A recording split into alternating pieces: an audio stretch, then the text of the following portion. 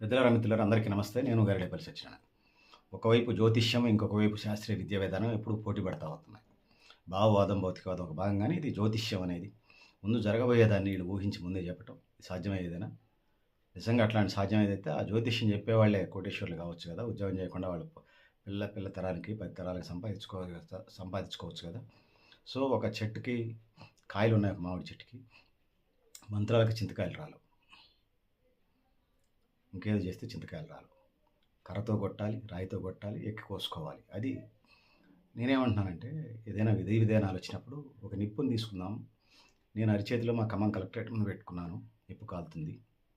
నేను Hyderabad CM camp office ముందు పెట్టుకున్నాను, కాలుతుంది. ప్రైమ్ మినిస్టర్ కార్యాలయం ముందు నిప్పు అరిచేతిలో పెట్టుకున్నాను, కాలుతుంది. నాకే కాదు, ఎవరికి పెట్టుకున్నా కాలుతుంది. ఏ పరిస్థితిలో పెట్టుకున్నా కాలుతుంది. 365 రోజులు కాలుతుంది, ఎప్పుడైనా కాలుతుంది. ఇది శాస్త్రీయ విద్యా విధానం. సో, ఈ విధంగా శాస్త్రీయ దృక్పథంతోని, హేతువాద దృక్పథంతోని మనుషులు ముందుకెళ్ళాలి. కొన్ని కొన్ని మూఢనమ్మకాలు మనుషుల్ని పక్కదారి పెట్టేస్తున్నాయి. ఇలా జ్యోతిష్యం లాంటి కోర్సులు ఇలా విద్యారంగంలో ఎంటర్ అయ్యి మానవ జీవితాలని కర్మ సిద్ధాంతాల పేరుతోని చీకటి వైపు నెట్టివేస్తున్న పరిస్థితిని మనం చూస్తున్నాం. ప్రజలు దీని మీద అప్రమత్తంగా ఉండాల్సినటువంటి అవసరం అయితే ఖచ్చితంగా ఉన్నదనేది ఈ సందర్భంగా నేను తెలియజేసుకుంటాను.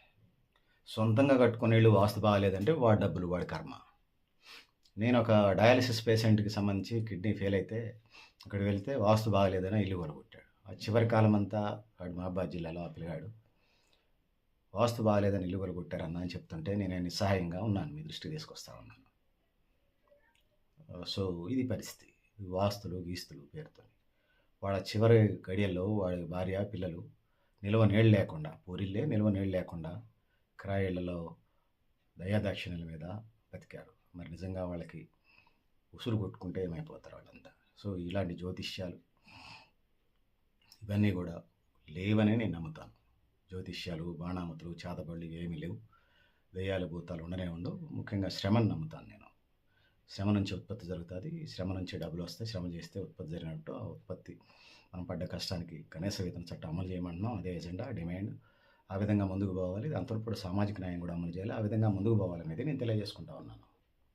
ఇంకొక ప్రభుత్వ భవనాలకు సంబంధించి 100కి 90% మంది లీడర్సు అనేక యజ్ఞయాగాలు చేసుకోనండి వాళ్ళ వ్యక్తిగత.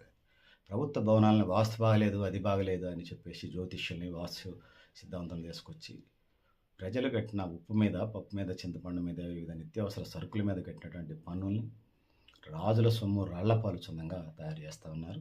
ఇది దేశానికి, ప్రపంచానికి అంత మంచిది కాదు. ప్రజల చెమట చుక్కల నుంచి, రక్తపు చుక్కల నుంచి సంపద సృష్టించబడింది. దాన్ని మీరు అడ్డగోలుగా వాస్తులు ఆ పేరుతోని, ఈ పేరుతోని మీ ప్రభుత్వాలు రెన్యూవల్ కావాలని, మీ ప్రభుత్వ దశాబ్ద కాలం, పుష్కర కాలం, 2 దశాబ్దాల కాలాలు ఉండాలని, లేకపోతే 5 దశాబ్దాల కాలాలు ఉండాలని చేయటం అది మీ మూఢత్వానికి, పాలక వర్గాల మూఢత్వానికి దిక్సూచి తప్పితే మరొకటి కాదు. ఖచ్చితంగా పాలకులు ప్రజల్ని మంచిగా కన్న బిడ్డలాగా చూసుకొని ఆ విధంగా నడిపించగలిగిన వాళ్ళని ప్రజలు ఎప్పుడు ఆదరిస్తారు.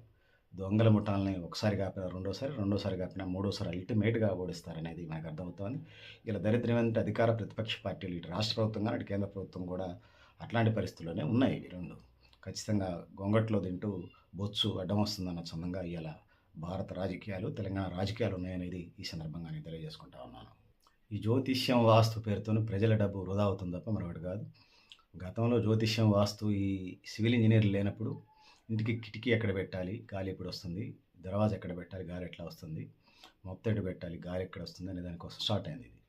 ఇది చిలికి చిలికి గాలివానలాగా తయారై, ఇది ఒక ఉప్పెనలాగా, సునామీలాగా, భూకంపంలాగా తయారై అసలు వాస్తు లేకపోతే రోజు గడిచేలేనటువంటి పరిస్థితులకు నెట్టేయబడ్డది. ఇది సమాజానికి, నిర్మాణానికి, ప్రజలకి అంత మంచిది కాదు. ఖచ్చితంగా మూఢనమ్మకాలను వీడి ప్రజలు కొన్ని ఆచార వ్యవహారాలను కంటిన్యూ చేసుకుంటే ప్రాబ్లం లేదులే, కానీ మూఢనమ్మకాల్ని, లేనటువంటి వాస్తు, జ్యోతిష్యం సిద్ధాంతాలని పక్కన పెట్టి శాస్త్రీయ దృక్పథంతో ముందుకు వెళ్ళాల్సిన అవసరం ఉన్నది. ఆరోగ్యం బాగాలేకపోతే డాక్టర్ దగ్గరికి వెళ్ళాలి. కలిసి రాకపోతే పని చేసుకొని బతకాలి. పిల్లల్ని చదివించుకోవాలి. ఆ విధంగా ఆర్థిక వెసులుబడతనానికి దారులు పడతాయి. ఆ విధంగా ముందుకు పోవాల్సిన అవసరం ఉన్నది. మంచి పని చూసుకొని ఎక్కువ డబ్బులు వచ్చేసాడ పని చేసుకొని బతకండి. ఆ విధంగా ముందుకు పోవాల్సిన అవసరం ఉందని తెలియజేసుకుంటూ, సో పెద్దలారా, మిత్రులారా, మీరు కూడా మీ అభిప్రాయాలు కామెంట్ బాక్స్లో రాయడం తెలియజేస్తూ, ఇలా వాస్తు, జ్యోతిష్యం కంటే శాస్త్రీయ విద్యా విధానమే భారతదేశానికి, ప్రపంచానికి ముందున్నటువంటి దిశ మార్గనిర్దేశం చేసేటువంటి ఒక దిక్సూచిగా నేను చెప్పదలుచుకున్నాను. పెద్దలారా, మిత్రులారా, మీరు కూడా మీ అభిప్రాయాలు కామెంట్ బాక్స్లో రాయడం తెలియజేస్తూ, నేను గరిడేపల్లి సత్యనారాయణ, న్యూ లక్ష్య ఆర్గనైజేషన్. థ్యాంక్ యూ ఉండాలి పెద్దలారా, మిత్రులారా.